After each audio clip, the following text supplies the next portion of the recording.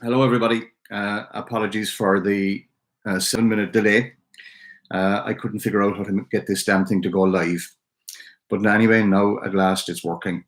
And I'm going to read a few poems this morning for Ireland Poetry Day. And I've been thinking a lot about the question of solidarity versus individualism in these coronavirus days. And it seems to me that the theory of individualism, neoliberalism, and all that kind of stuff has never seemed so hollow and so useless as it does now, when we realize that what we all really need is solidarity, love, and friendship. So I'm going to begin with a poem, a kind of a satire on the theme of individualism. It's called The Great Chorus of Individualism. In our suburban trailer parks, our caravanserai of permanent buildings and outhouses and public houses, our fixtures and fittings, our rooted and fortified impermanency, our pastel shades and our troublesome shades, our futures and our children's futures, and our contracts for difference, our tremulous faith in reserve, our 24-carat bankruptures, our infantile amnesia, we, the individuals, not the people, the troublesome spectre, we, the herd but not the crowd, teamwork but not solidarity, moving forward without movements, DIY tycoons and shareholders and placeholders, endlessly repeating the static of our stasis on talk shows and dumb shows and no shows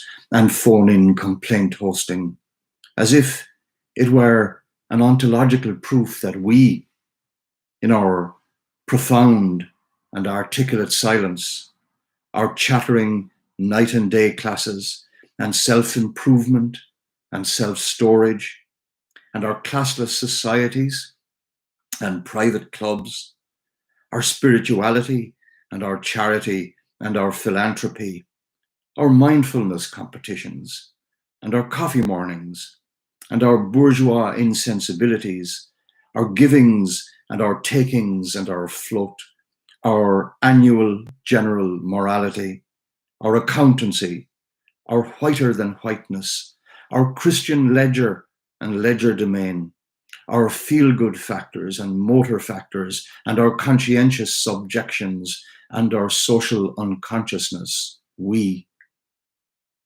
don't give a shit. Oh, we just don't go there, you know? We just don't. So that's the great chorus of individualism. This poem is called The Ballad of Lampedusa, and I wrote it when I was staying for some time in Sicily near Catania, where many of the migrants who crossed the Mediterranean in those flimsy rubber boats were landed and where they were detained. It was at the time, the time that there was a conflict between Syriza in Greece and in particular Wolfgang Schäuble in Germany, and it was a time for me of great despair. And this is called The Ballad of Lampedusa. A cold storm throws foam and stones on the coast of Sicily. A grecale blows, nothing to hinder it between here and the Peloponnese. And I sit by a window, translating a poem about people drowning, halfway to Africa, almost in Tunisia, in Lampedusa. Geography is indeed a destiny, that waterless rock, those warm seas. The dead come ashore like drowned birds halfway to Africa, in Lampedusa. The oil-black flotsam of my childhood, gannets and gulls clogged and crude, the rainbow slick under a summer sun. Europe is a prison, not a fortress. We know it now, we who chose it. Here, on the old Greek shore or halfway to Africa in Lampedusa. An old storm tumbles us onto a stony road. The dim light of a house has no welcome. What language do they speak? What angry or timorous gods? By what secret or social code do they greet poor strangers halfway from Africa in Lampedusa? I met a man from Senegal. He came the good way, he said, don't they all? He sold small animals of wood and the toys of another world in which children play with things our children throw away. And he did calculus on a table napkin to prove he had a right to be halfway from Africa, almost in Europe, in Lampedusa. Dear friends, our hearts are cold. 200 years of the rights of man, what once was Europe, broke on the Bundesbank. As this storm breaks on Etna's ancient lava, it must be cold in Greece now. This wind falling from the white head of Olympus chills our old future. Everything is different today. No more dreams of Arcady. We are so far from Africa in Lampedusa. And now, 2 love poems. The first is called How I Learned About Love. And I suppose the only thing worth explaining in it really is that when my father fell in love with my mother was the eldest child on a small farm in Ireland. His mother objected because she wanted him to marry the daughter of the next farm, an only child. And of course, that would unite the 2 farms. It's the old story. And my father refused. And he married my mother, and his mother threw him out. And she said my mother would never be anything but an ornament for the window. She was very beautiful. So here's the poem anyway. How I Learned About Love. My great-grandfather was a Scotsman, a sea captain, and he roamed the seas, but he met a girl in a dockside lodging house, and that was the end of the sea for him. He washed up on this shore, a Bible reader, a Presbyterian. He wore a top hat and button boots, a stranger in the parish. And his rough Scots, and his hogmanay, and love was his anchor. When my father fell in love, his mother threw him out.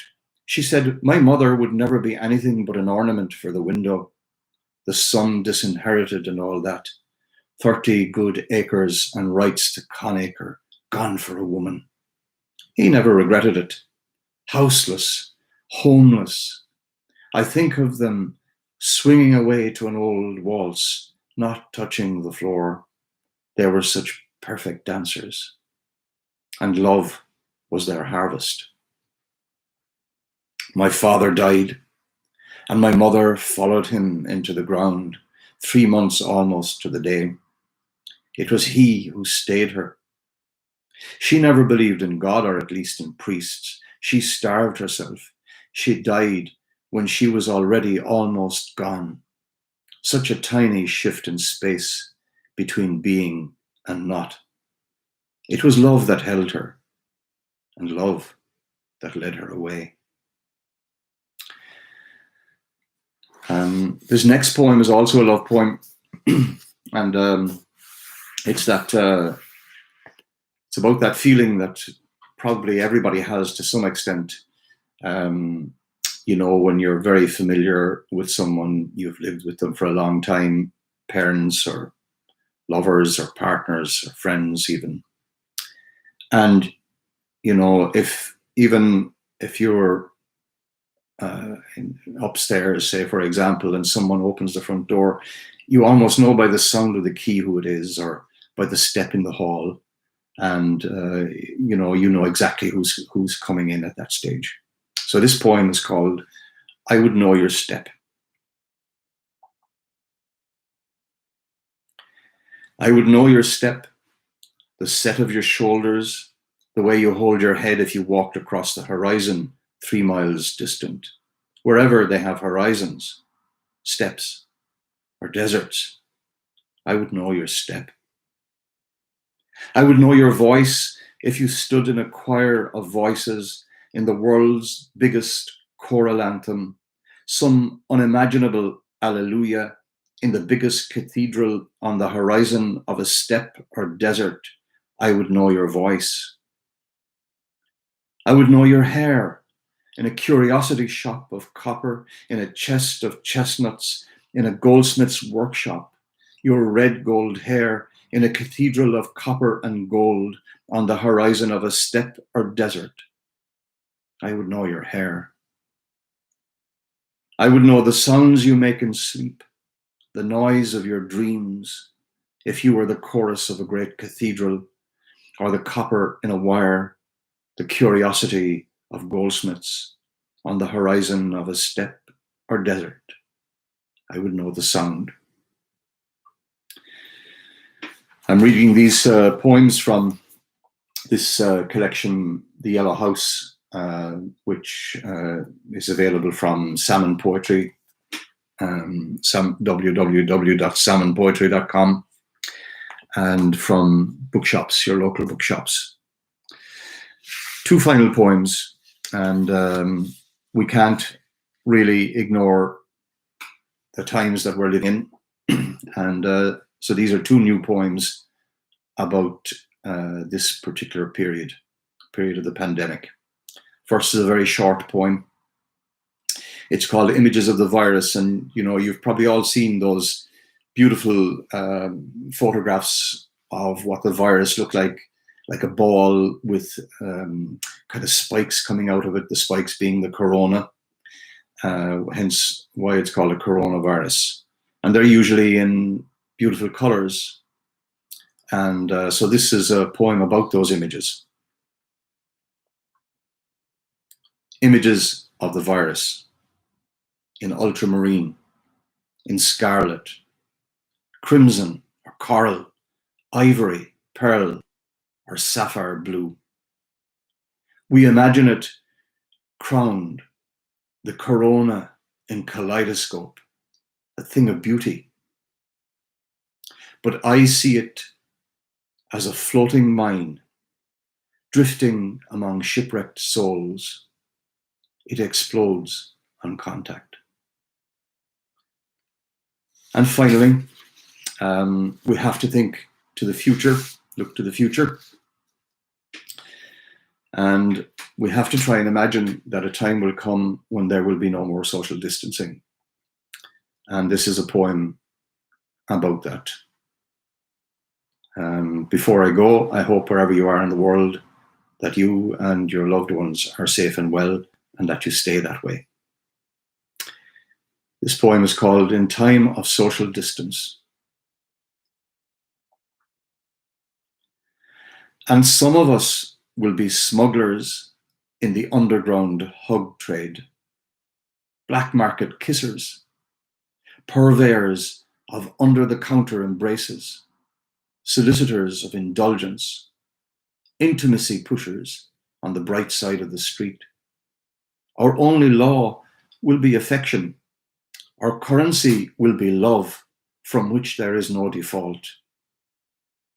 You will find us in the missing places, in the spaces between stony stairs, in hospitable infirmaries, loitering by the private doors of public houses, touching wood like young lovers on a first night out, returning advances, transported by proximity. No one will ever be isolated in our intensive care. Thank you very much for listening, and enjoy the rest of the readings today, and good luck to everyone. Bye-bye now.